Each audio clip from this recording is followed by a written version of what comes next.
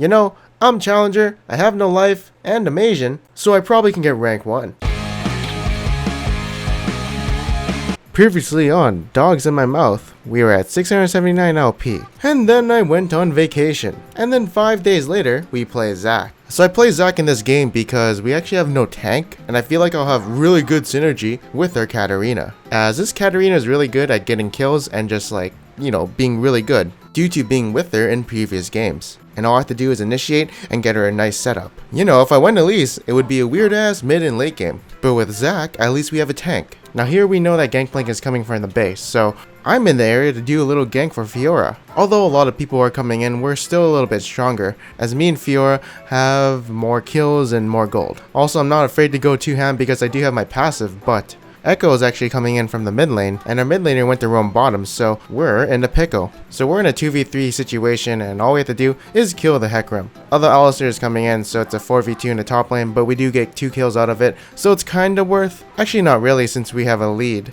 so they're just coming back into the game. But we actually do get a tower in the bot lane, so it's not too bad. Now here's a tip for when playing Zac. You want to kind of aim your E a little bit farther on champions who have dashes, since once they see you flying in the air, they'll immediately dash, so they'll probably juke you if you put your E on them. But yeah, you can see the game is going pretty good for us. But then later on, Fiora's getting caught and we do lose her. I try and come in to save her because I feel like Katarina can get awesome resets, so I feel like the setup was really good, but we only get 1 kill out of it, which is still good, but I'm just thinking, do I come back in or should I ditch? And I'm just looking for an opportunity to jump right back in since I have my revive. Now I'm just waiting for an opportunity to jump back in or kind of peel, but there's a lot of shit going on, so I'm like, I don't know if I want to go in this. And now I'm trying to get out of here, but then Katarina pings on the way, so it seems like she has a plan, so I jump right back in. I slow down the Alistair with my smite, and now I let Katarina do her thing, which is apparently killing everyone. So she gets an easy kill onto the Lucian, and then later on we actually do the Baron because Lucian is in the bot lane and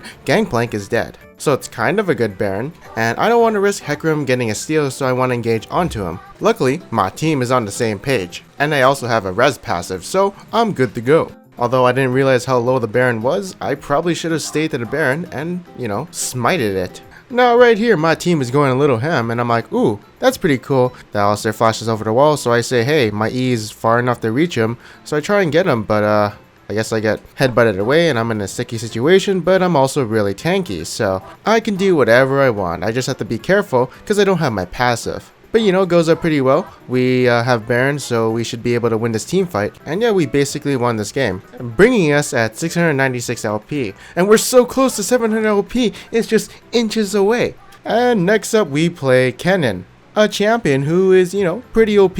Well, at least in my opinion. Now I'm like, ooh, GP's MIA. And I'm like, what's he doing over there? And I'm like, oh, he fucking did a barrel thing. And you know, to be honest, I probably should have flashed away. I don't know what I was thinking. He has oranges, so he can counter my stun and just, you know, parley me. So yeah, it's just that sneaky bastard with his barrels foiling my plans once again. And now right here, I'm trading with the GP just because I know I can outplay him right here by dodging the barrel, so I can win this trade. But I guess I slipped up because, you know, Twisted Fate being MIA, I should always play passive if I don't see him in the mid lane. But yeah, I really wanted to just outplay him, but I should be playing passive because my other lanes are winning their lanes. So no point in being aggressive at all, especially when there's 4 top. I could make the excuse that I'm being camped top lane, but I should learn how to play around being camped all the time, which is playing passive and honestly giving up some CS, which is something I can't do because I'm really greedy, and that's something I gotta work on. And like right here, I shouldn't even warded because I didn't see the jungler or even Twisted Fate, so I'm just wondering if I should stay back in my tower and don't even show myself at all. Maybe I should even group, although I'm really weak, but it's better than dying all day in lane. But yeah, I honestly just have to like give up this CS or group with my team since there's a Twisted Fate on the map. And that's what I kind of did. I said, fuck top lane, my tower's dead. I can finally do what my team wants me to do, which is group with them. I'm not really sure why I flashed over the wall on the top side. I should have just flashed over the wall on the left side. And I also would have saved Cat, I think, and maybe have gotten a kill onto Lucian. A little later though, I thought the enemy team gave up on me, so I went down and I was like, oops. But apparently he was still chasing me, and I could have proto-belted the barrel. Oh well, I died because of that stupid mistake. But yeah, I think if I had just played a little bit safer and gave up some CS, I would maybe have not died so much. But yeah, this game, not my best. But nope, we won't be getting 700 LP today. Alright, so jumping in right into the next game. So this lane isn't warded at all, and you can see Gragas is coming in. Now the Kog'Maw isn't supposed to go aggressive because it kind of tells the enemy that, his playstyle changes, so they'll suspect that something is up, and we do get 2 flashes, but we're put into a sticky situation where Kog'Maw gets teleported on and dies. Luckily, I live. But right here, I'm just like, hey, I gotta ward the next bush because we need bush control. But I didn't think they'd do something like this. But in this game, all the lanes kind of lost. There were some ganks where the Kog'Maw went super aggressive, which kind of gave the gank away, which may have landed us a kill. I didn't even show some of the ganks, but yeah, this game, since all 3 lanes kind of lost, it's very hard for us to come back. I mean, the only way we can come back in this game is making some picks, the enemy throwing somehow and tower diving, or just like somehow the enemy throwing, like this pick. Or even better if we out-rotate him and get some even better if we out-rotate him and get some towers, although that's kind of hard to pull off, especially if the enemy has a lot of map pressure. But none of those things happen in this game because it's kind of hard to find, and we're basically being pushed in and kind of losing the game. And this game brings us to 660 LP. Next up, we play Kennen again because I'm trying to play him, because he's really strong right now in my opinion. Now I'm just like, I gotta bully this Aurelia or else she'll fuck me. But the thing is, when I'm pushing like this and I have no wards, I should give up lane pressure and go ward instead of, being an idiot. Or like maybe I should just play passive if I don't have my flash up. I mean, if I were the jungler, I'd definitely camp the person with no flash, so I have to think, would I gank me if I were the enemy jungler? Although that's kind of hard to do in game since that's a weird perspective to look at and kind of requires some thinking, Anyways, after a few deaths and assists, I decided I'm going to roam, try and help my team a bit in some team fights. Not really sure if this flash was necessary, but I do get in position to kill her, and I didn't even know I could one-shot her, but apparently that's a thing.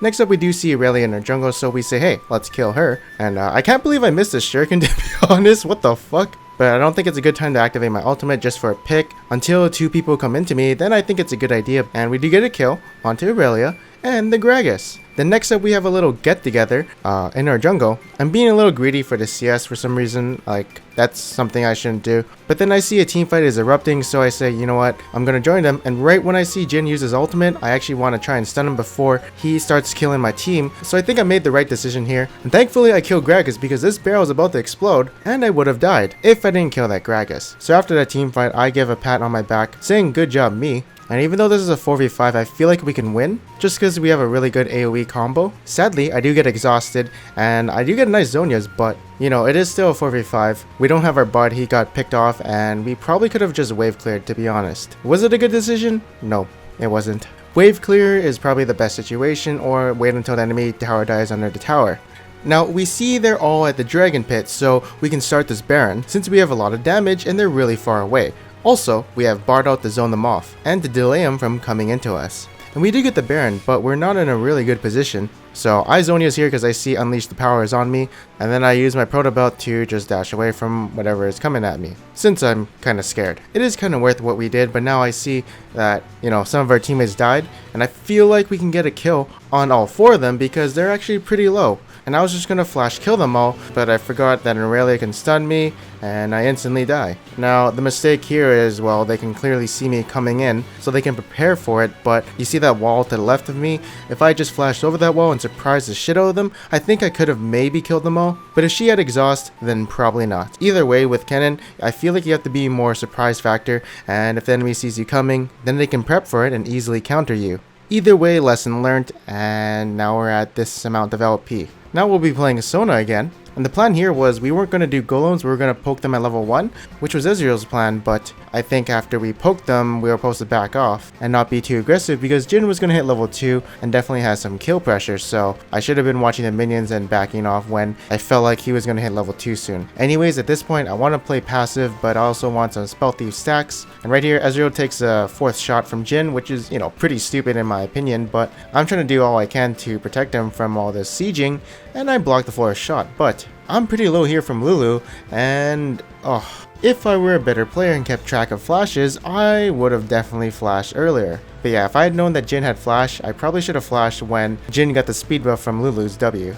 And as you can see here, we're being sieged on by his ultimate, so I gotta body block these bullets for Ezreal, and I feel like I have to exhaust this dumb bitch because she's doing a little bit of damage. and you can see in the minimap, Kennen is coming in because they're overextending, so he gets a really nice cleanup that we probably couldn't get.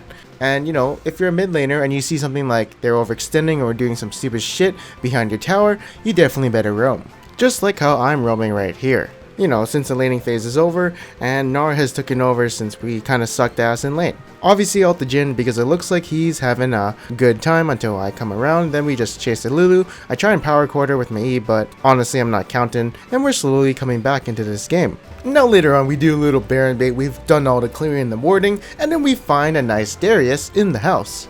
While also our Gnar is fucking out the Rengar by himself, and then we just get a pick onto the TF, and that's basically gonna be Baron. A little whiles later we got the inhibitor, and then we just basically picked some people off, and I mean, you guys know how these games end when you get the Baron. They usually end in a win or a defeat if you're on the other team.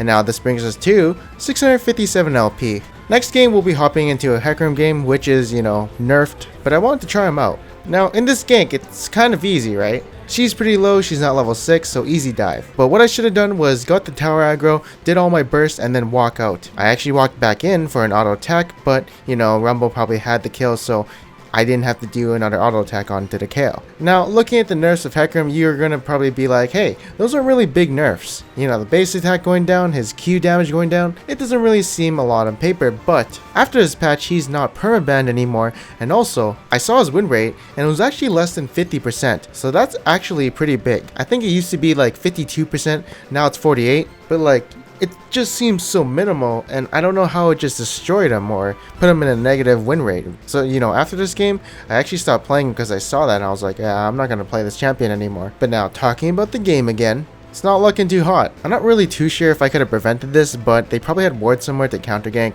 So, maybe it was a bad gank? I'm not 100% sure. Now this initiation, I'm not gonna lie, it was pretty good. Look at that knockback onto the KO, getting me out of range from my enemies. And they also used a lot of me, so it's kind of worth it in the end because I do survive. Now we're just sieging down mid tower because we saw a bunch of enemies are in the bot lane, but they have a little engage on us, and I see they're all clumped up, so I say, hey, let's go in. My team is actually focusing on the tower at the moment, so it would have been a good initiation if it weren't for that, but we do trade 1 for 1, and we also get a tower out of it. So it is worth, but I feel like it could have been a little bit more cleaner. Now I am going full tank in this game because I felt like I didn't really have a good early game, so damage wasn't my priority at all. And now I'm just going on the Jhin because I feel like he's a big threat, but also KO is a threat as well.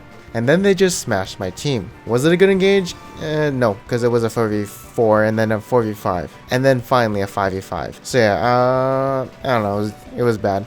Right here, this is actually a decent team fight because it's 3v3 at the moment, and then finally a 4v4. As you can see, KO's in the bot lane. Although Veigar is dead, it's still a straight up 4v4, and we can definitely win these if played right. Now, Rumble gets an awesome ultimate, and I'm thinking of coming back in to get a re-engage off this, and so off this we trade 3 for 1. Veigar doesn't count because he's already dead. Now me and Tom Kench are just clearing out wards. I think I baited him honestly into this one because I think he thought he was kind of safe with me, but to be honest, I'm the only one with an escape, which is my E, so yeah, I felt I was more safe, but he's not really in the best position. Unfortunately, he does die, and I kind of die with him. As you can see, Kayle is actually taking down a lot of my magic resist with their passive plus Wit's End, so I'm not really too big. And you can see I'm trying to build a lot of magic resist because they have, well, a lot of magic damage. Jhin was also extremely underfed, so he wasn't really too much of a problem, but the Kayle, she's a big problem. But yeah, this team fight, we did get a pick on Braum. Now, re-engaging on something like this, is it a good idea?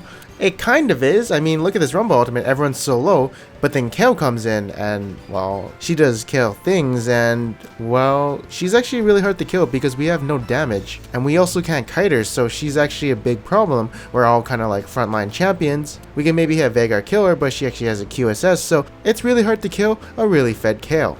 And yeah, since Kayle scales so well into the late game, and you know, we have Ezreal, Rumble, I guess Veigar, but we don't really have a strong late game at all, so we lose if we extend the game. And yeah, because me and Tom Kench got picked off at that one time where we were clearing wards, we lose the game. Because at that point, we actually had a pretty good lead, but we just kind of threw when we got caught out. And yeah, now we're at 637 LP. One thing I was kind of irritated about was Veigar's build. Like, it's pretty fucking troll, so that kind of made me mad, but this will bring us to rank 66. But now on the next episode of Dragon Ball Z, we face people that you might know. Again.